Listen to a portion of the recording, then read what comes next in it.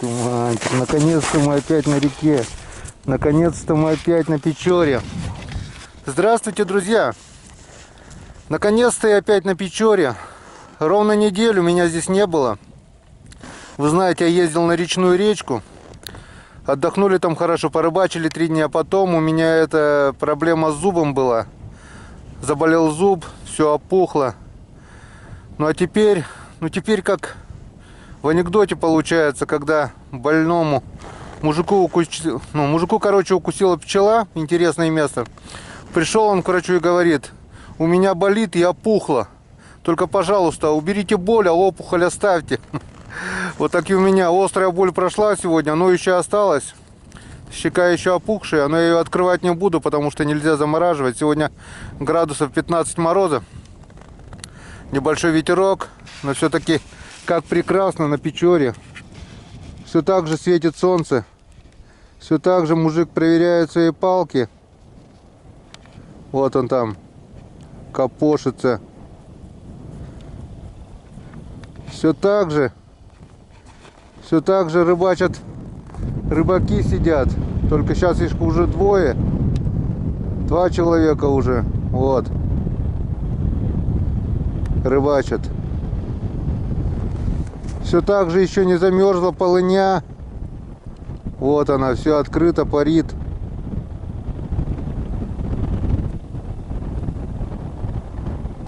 Паром идет.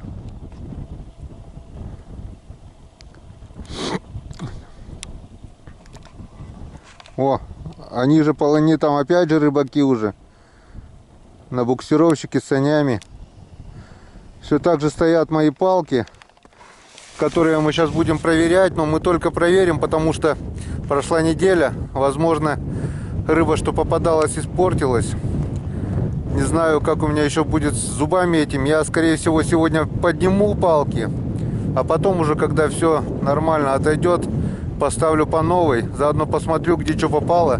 Исходя из этого, переставлю туда, куда надо. Туда, где лучше, где более-менее попадал налим. А пока не будем времени, просто проверяем. Сегодня с камерой я носиться не буду, так как времени мало. Уже 11 час. Так что, Туман опять увидел собаку и помчался. Помчался туда. Все, теперь я его не увижу. Так что сегодня буду снимать секшн камеры. Вы уже извините за качество, что есть, то есть, но постараюсь показать, что мне попало. Ну а в конце концовочку обязательно засниму на эту камеру. Ну а пока пошли проверять. Лунки большие не рублю, так как видно, что замерзло сантиметров 15, наверное, может даже и больше, около 20 сантиметров, чтобы даром больше, наверное, даже сантиметров 20 точно есть. Чтобы не тратить сил и времени, мы эти палки сейчас все поднимаем, а потом будем переставлять под бур. Сейчас рыба влезет, да и то хорошо, потому что под бур будет ставить легче, чем сейчас выдалбливать ту майну, которая была изначально.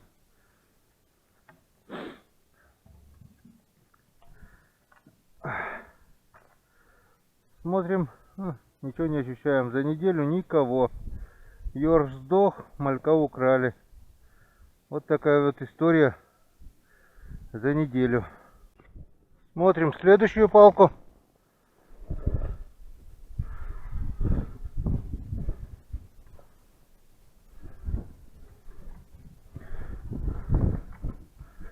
Что мы видим? А мы видим, что здесь никого нет. Ёрш живой. Если его за неделю никто не взял. И малек даже живой. Даже малька никто не взял. Целую неделю они барахтались. И никто их не взял. Эту палку 100% надо будет переставить. Но пока пусть стоит. Там, где живцы живые, я их буду оставлять. Все-таки небольшая надежда есть, что что-нибудь да может залететь. Фу, лед толстенный, а сил-то долбить нету. Выдолбил несколько лунок, а вымотался весь уже. Да. То, что по 3 дня дома лежать, сил не добавляет еще с такой болью. Надо двигаться. Належаться на том свете еще успеем. Движение — это жизнь. Движение — это сила. Лежать нельзя. Поехали.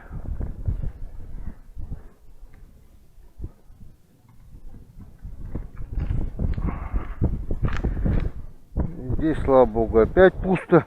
Даже ежик целый и живой. Налима, значит, не было в этих краях. И малек даже живой. Обалдеть. За неделю никто не соизволил их попробовать даже. Но вывод напрашивается сам собой. Места надо здесь менять. Иначе рыбу я не увижу. О, отдолбил еще кое-как. Тут не 20 уже. Тут все 25-30 местами. Где подлунку ставил, промерзло до конца. Без снега лед замерз капитально. Все это надо поднимать. Потому что если пробурить свежую лунку, лед будет намного тоньше. Смысла нет их здесь оставлять. Небольшая натяжечка. А, это ёрш натянул. Ёрш живой. И куча травы. В траве налим не живет. Это точно. И все, и дальше пусто. Так, иди-ка быстрее, чтобы не замерз. Мы тебя пока кинем в воду. Потом обязательно переставим.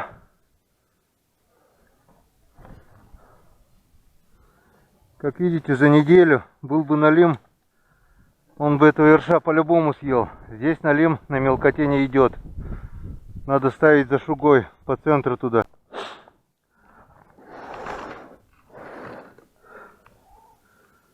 Смотрим. Опа. Лед походу начал падать, вода. Потому что палки ушли туда, в дно. Прижал их льдом. Так, что у нас здесь? У нас здесь, как всегда, пусто. Ёрш дохлый. Никого.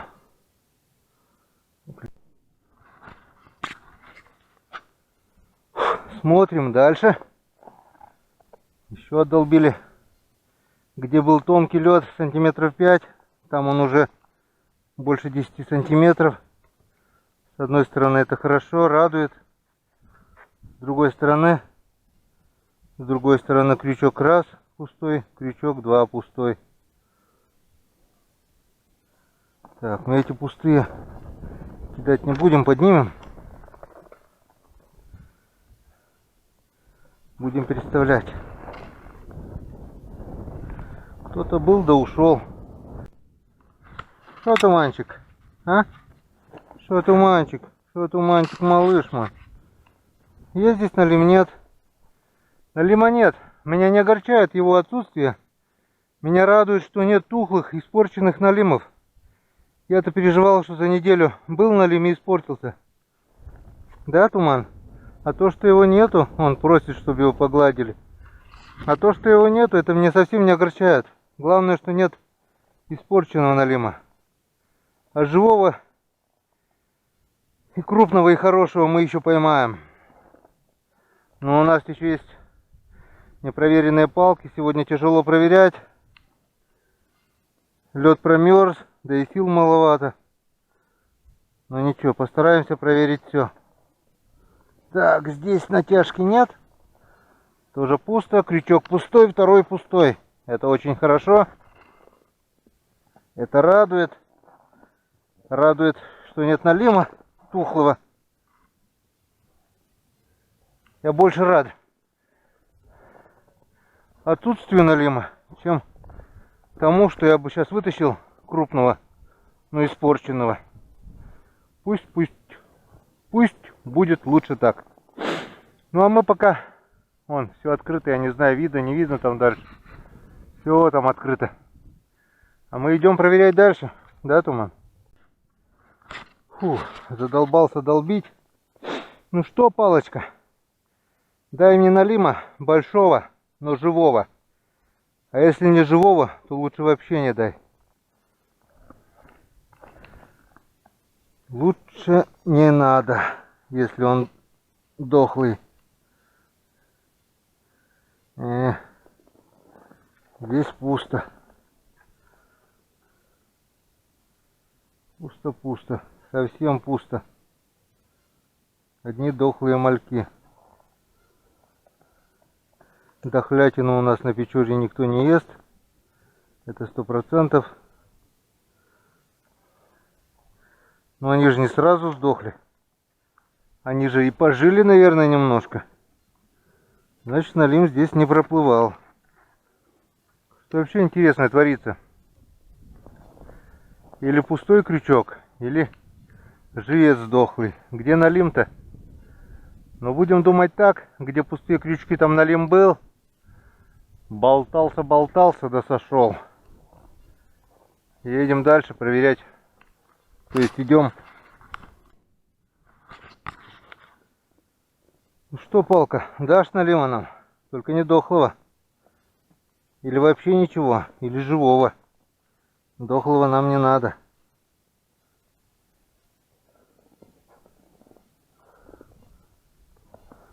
Так, какая-то натяжка присутствует. Смотрим. Тут небольшое и дохлое. Вот такой вот налим, к сожалению, подох. К великому сожалению. Ну что, пойдешь на корм собакам.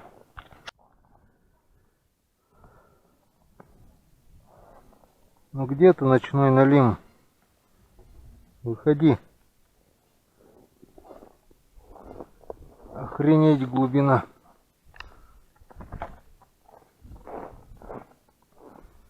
И на глубине налима нет. Его почему-то нигде нет. Горшик сдох. Малявки сдохли. Все подохло, твою мать.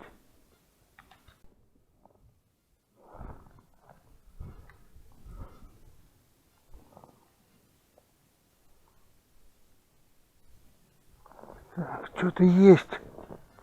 Натяжечка есть. Не знаю, что она не дергает. Может, сдох. Смотрим.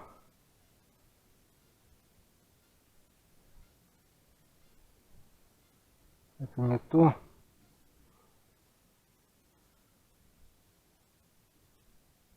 О, ёк-макарёк.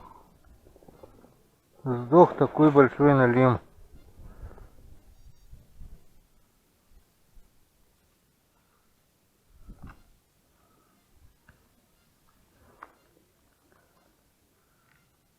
Сдох недавно. Но от этого не легче. Собакам пойдет. Килограмма на 2. Не меньше. Второй налим уже подохший. Я-то обрадовался, думал, нет дохлых налимов. Нет, все-таки за неделю подохли. Второй налим. Печально. А что делать? Ну не смог я, не смог. 3 дня бы пришел, он еще живой был. Как смог, так и пришел. Вот такая вот печалька.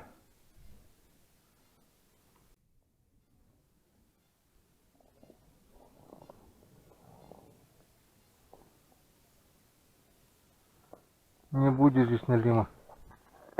Или что-то есть. Или мне показалось, или что-то есть. Есть.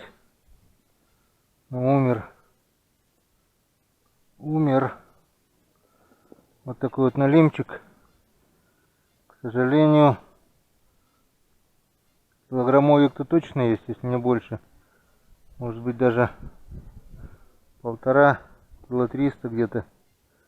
Но, к сожалению, он умер. Пожелтел, побелел. Но пока не воняет.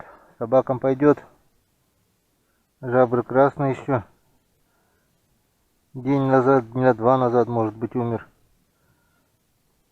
Конечно, заглотил он какой крючок. Капитально заглотил. До кишков.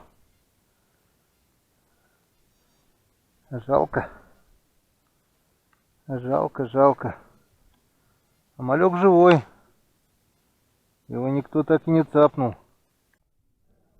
Ладно. Жалко, конечно. Хороший налимчик был. Что делать? За неделю любой умрет. Ну вот, друзья, закончилась наша сегодняшняя проверка.